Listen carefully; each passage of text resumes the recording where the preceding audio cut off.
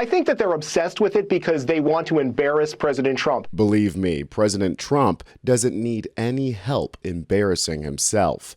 All you have to do is take one good look at the state of D.C. under his sorry leadership. If that doesn't convince you, take another look at how he keeps getting manhandled by Iran.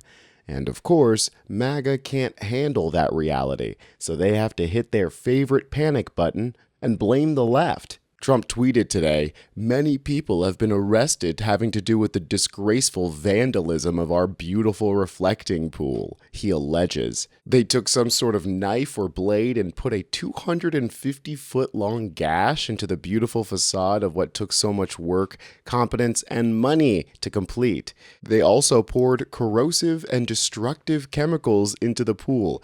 Is he talking about the maintenance crew pouring in hydrogen peroxide like he ordered them to? God, Trump would say that the left shit his diaper too in order to explain why the Oval Office smells. He needs someone to blame for the fact that his obviously bad plan immediately fell to crap. I mean, no wonder folks are coming out to see the pool, not only to see the piss poor job that Trump did, but also to support his newest arch nemesis, algae. Algae smarter than MAGA. Algae smarter than MAGA. Algae smarter than MAGA. Algae smarter than MAGA. Of course, where there's peaceful protest, there's police to rough people up for no reason. In this case, oddly, police from all over the country are starting to round folks up for daring to point out that Trump's a massive failure. And to do that, they're having to stretch the definition of vandalism wildly in order to include just touching the damn thing. Cyclist arrested at reflecting pool is a former Olympian who denied vandalism claims. David Hearn said he touched the pool's detached liner but didn't destroy or break or peel anything. That's right, they're arresting actually accomplished people like an Olympian for touching a piece of paint, but the failure in the Oval Office can just spray a national monument and motel quality pool liner and that's all good. That's not vandalism at all. Because if what he did was considered a crime, then we've lost all semblance of a plot in this country. "I didn't vandalize anything," David Hearn said. "I didn't destroy or break or peel anything. By the time I realized what was going on, I was being put in handcuffs." Here's a picture that he took moments before being arrested, and you can see that there's a huge chunk just lifting itself off the floor. He said, "I reached in there and I was able to grab the end of that flapping piece, the already peeling piece, and it was still attached to the bottom. I didn't remove anything."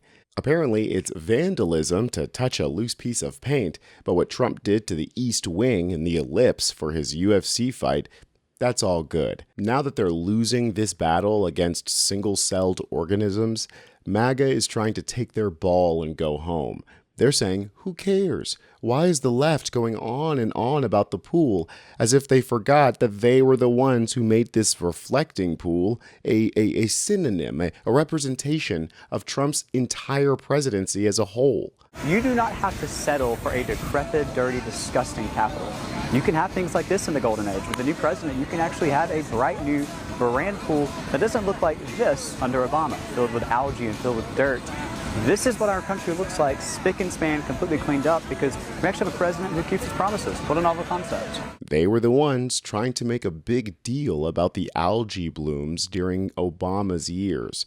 They promised and assured us that Trump's blue pool liner was going to fix everything.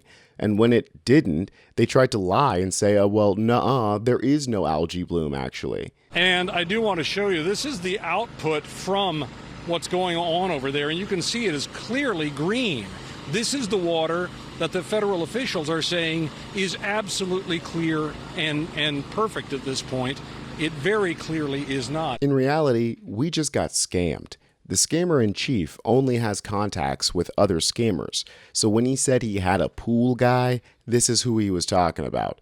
We got Penguin from Batman Returns here on the filtration system, which Trump ripped out, by the way, and we got another slimy company working on the pool liner. Neither one of them were actually vetted. They just won no-bid contracts because they were connected to Trump. But if there's one thing about rats, it's that they're willing to step all over each other in order to save themselves. Curtis Wood, the owner of the company responsible for the lining, said that the Trump administration had already chosen rhino-polyura coating as their solution before Wood ever came on board. And he said he had never met Trump and he couldn't explain why he claimed Wood was his pool guy. Of course, he's throwing Trump under the bus.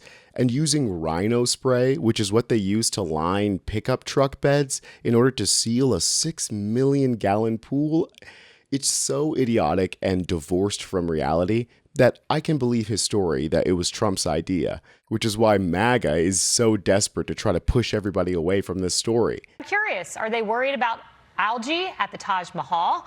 Are they planning on testing the water quality of the reflecting pool at the 9/11 memorial? What about the Trevi Fountain in Italy? We look forward to seeing those reports. You know, what else we're looking forward to seeing? Well, deep investigations into things that actually matter. But we should not be surprised because this is par for the course for the media. If Trump can't win a war against greenery, then how the hell did he think he would be able to beat Iran?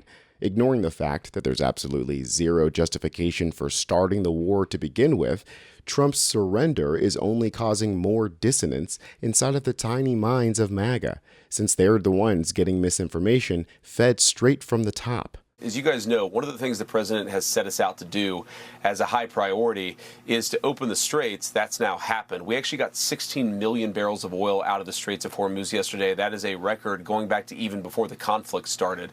So you're seeing those ships move.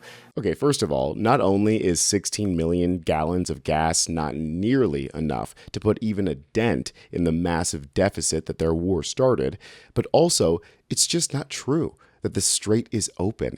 After Israel couldn't stop themselves from killing children, the Iranians locked down the strait like they promised they would, causing MAGA to have to wrestle with Trump's lies. Friends, just last hour, Vice President J.D. Vance said about 16 million barrels of oil crossed through the Strait of Hormuz yesterday, which he says is getting back close to those pre-war levels and a sign that the MOU is working. However, Kaylee, you just mentioned it off the top here, getting alerts across AP wires that the Iranian government says they've closed the Strait of Hormuz once again because of what they say are repeated violations of the ceasefire. Then to counter that, CENTCOM just put out a post on X a short time ago. CENTCOM says all traffic is moving through the strait as it's supposed to be. So we're going to have to wait and see what pans out over there today. You know what?